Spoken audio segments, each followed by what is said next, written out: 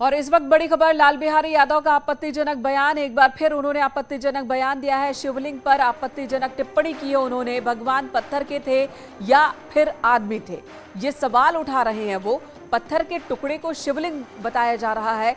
ये सेंटेंस, इस शब्द का इस्तेमाल लाल बिहारी की ओर से किया गया है। लाल बिहारी यादव जो कि विधान परिषद में नेता विपक्ष हैं, एक बार फिर उन्होंने विवादित टिप्पणी दी है। आपत्तिजनक ये बात कही है उन्होंने शिवलिंग को लेकर। कल भी इस तरह की उनकी बात सामने आई थी कि शिवलिंग मानने से इनकार कर दिया था उन्होंने और कहा था कि ये तो पत्थर के टुकड़े हैं जो नदी में बहकर आ जाते हैं।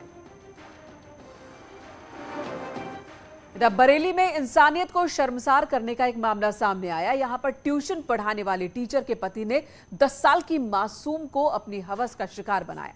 बच्ची ने अपने परिजनों को जानकारी दी, आप बीती बताई, जिसके बाद पुलिस ने मुकदमा दर्ज कर आरोपी को गिरफ्तार कर लिया है। तो ये शख्स जो इस वक्त आपको शिकंजे में नजर आ रहा है, पुलिस की गिरफ्त में नजर आ रहा है, घिनौना अपराध किया इसने। 10 साल की मासूम को हवस का शिकार बनाया इस शख्स ने। इसकी पत्नी जो कि ट्यूशन पढ़ाया करती थी, वो बच्ची इसके घर आती थी ट्यूशन पढ़ने के लिए, जहां पर इसने रेप की वारदात को अंजाम दिया है। एक मासूम बच्ची से रेप किया इसने, 10 साल की मासूम बच्ची, और उसने ये जानकारी अपने घर वालों को दी, जिसके बाद कार्रवाई हुई है। जिस मैडम के यहाँ ट्यूशन पढ़ती थी, उनके पति के द्वारा इस बच्ची के साथ दुष्कर्म जैसी घटना को कारित किया गया। उक्त घटना के संदर्भ में थाना इज्जत नगर पे 363, 376 2B, 2N और 376 AB के साथ पॉक्सो एक्ट के तहत मुकदमा पंजीकृत कर लिया गया है। जो नामित अभियुक्त है उसे गिरफ्तार कर लिया गया। उधर मेरठ में शराब पार्टी के दौरान मामूली कहासुनी के बाद एक युवक की हत्या का मामला सामने आया। आरोप मरने वाले युवक के दोस्तों पर ही लगा है। घटना मेरठ के थाना मवाना क्षेत्र के डिकोली गांव की है। घर वालों का आरोप है कि उनके सामने ही उनके बेटे की पीट कर हत्या कर दी गई। आरोपी मौके से फरार हो गए। वहीं पुलिस ने पूछताछ के लिए कुछ लोगों को हिरासत में लिया है। तो घर वालों के सामने ही एक लड़के की पीट कर हत्या कर दी गई। घर वालों ने लड़के के दोस्तों पर आरोप लगाया है। पुलिस पूरे मामले की जांच पड़ताल में जुटी है। ये मामला अभी साफ नहीं हो पाया है। मेरठ के मवाना के डिकोली इलाके की ये वारदात है। घर वालों का आरोप है, रो रो कर बुरा हाल है। तस्वीरों में भी आप देख रहे हैं। पुलिस अब जांच कर रही है। आज सुबह जो है प्रातः सूचना मिली कि सत्येंद्र नाम के व्यक्ति जो कि निवासी डिकोली थे, उम्र लगभग उनकी 30-32 वर्ष थी, उनकी हत्या कर दी गई है। जिस संबंध में मौके पे जाके उनका शव बरामद करके पंचायतनामा और पीएम की कार्रवाई के लिए शव भेज दिया गया है। परिजनों से तहरीर प्राप्त करके जो है कार्रवाई की जा रही है। उधर जौनपुर में पोती की शादी में होमगार्ड की पीट कर हत्या कर दी गई। बताया जा रहा है कि ऑर्केस्ट्रा में डांस के विवाद में झगड़े की शुरुआत हुई थी, जिसके बाद बारात में ही झगड़े ने खूनी संघर्ष का रूप ले लिया। जमकर तोड़फोड़ भी हुई है, कई गाड़ियों को तोड़ा गया। होमगार्ड की हत्या के बाद पूरे गांव में तनाव का माहौल है। गांव में भारी पुलिस फोर्स तैनात की गई है। खूनी संघर्ष में कुल 8 लोग जख्मी हुए। 6 आरोपियों को गिरफ्तार किया गया है। होमगार्ड की पोती की बारात सिकरारा थाना क्षेत्र के डमरुआ गांव से आई थी। और मारपीट में कई लोग इंजर्ड हो गए। इसमें इंद्रजीत बिंद के तरफ से 5 लोग इंजर्ड हो गए और दूसरे पक्ष से 2 लोग इंजर्ड थे। बाकी लोगों की हालत ठीक है, सब इलाजरत हैं। और एक व्यक्ति इंद्रजीत बिंद की इलाज के दौरान जिला अस्पताल में मृत्यु हो गई है।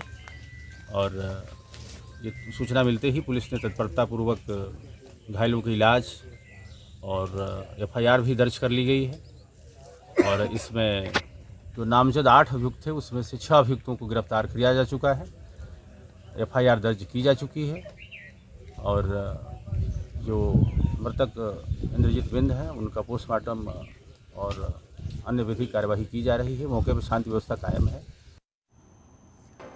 और कानपुर हिंसा को लेकर बहुत बड़ा खुलासा। 1 जून को रची गई थी हिंसा की साजिश। सोशल मीडिया पर वायरल हुआ वीडियो, जिसमें हयात जफर हाशमी नजर आ रहा है। बैठक में बंद करने की प्लानिंग की गई थी।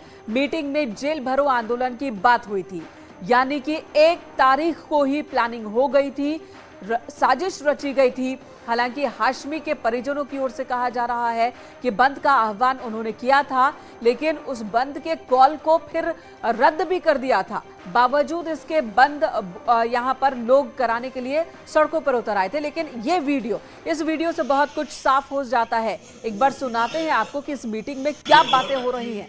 पहल है हमारे इन बच्चों की कि हम कारोबार बंद करेंगे, उससे कुछ मामला हुआ तो ठीक है, नहीं हम जेल भरो तहरीक शुरू करेंगे, जेल भरो आंदोलन, तहरीक की भरपूर हिमायत करता हूं। ये बहुत अच्छी। तो हमारे सहयोगी इस वक्त हमारे साथ मौजूद हैं। सौरभ, ये वीडियो 1 जून का बताया जा रहा है। यहाँ जो लोग बैठे हैं, कौन कौन लोग हैं, कहाँ का वीडियो है जिसमें बंद की ये बात कह रहा है और जेल भरो आंदोलन की बात कर रहा है?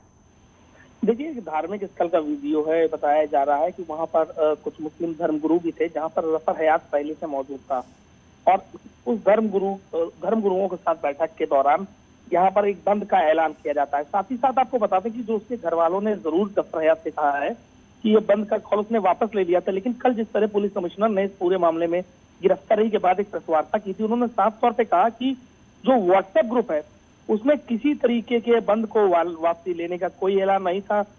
एक वो ग्रुप था जिसमें कि बंद को लेकर के षड्यंत्र रचा गया, प्रहिंसा फैलाई गई। ऐसा एक ग्रुप कमिश्नर को पता चला है जिसमें व्हाट्सएप में कितने लोग जुड़े थे, उसमें क्या क्या चैटिंग हुई थी, उसको रिकवर करने के लिए काम किया जा रहा है। तो साफ तौर से घर वाले जरूर इस बात को बार बार बचाने की कोशिश कर रहे हैं और ये कोई पहला मौका नहीं है जब जफर हयात किसी विवादित मामले में सामने आया। उसने पहले भी धार्मिक सौहार्द बिगाड़ने का काम किया है, जिस तरह से पूर्व में भी मुकदमे दर्ज हैं। लेकिन इस बार जब सरकार सख्त है तो उसको निश्चित तौर से अब कानूनी कार्रवाई हो रही है और फिलहाल जो आरोपी है वो जेल के पीछे है। जी, तो जफर हयात हाशमी जो खुद यहाँ मौजूद है और पहले भी कई बार इस तरह से लोगों को उकसाता रहा है। सौरभ बता रहे हैं। सौरभ, यहाँ पर बंद का आह्वान उसने किया, जफर हयात हाशमी जो यहाँ पर जेल भरो आंदोलन की भी बात कर रहा है। फिलहाल तो वो खुद जेल पहुंच चुका है, लेकिन किसी आंदोलन के तहत नहीं बल्कि साजिश रचने के जुर्म में वो जेल गया है और कार्रवाई हो रही है उसके खिलाफ।